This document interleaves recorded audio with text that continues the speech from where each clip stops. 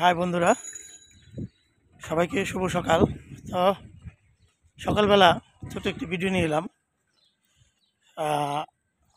আমি যাচ্ছি আমার এই ছেলেকে নিয়ে স্কুলে যাচ্ছি।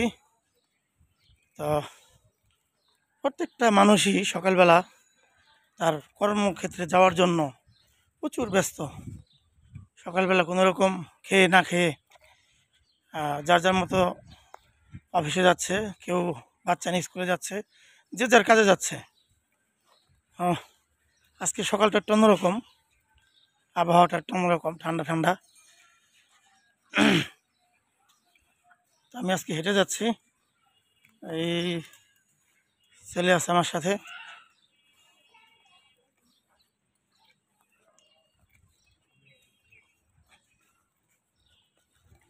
তো সবার কেমন কাটছে সবাই একটু কমেন্টে জানাবেন।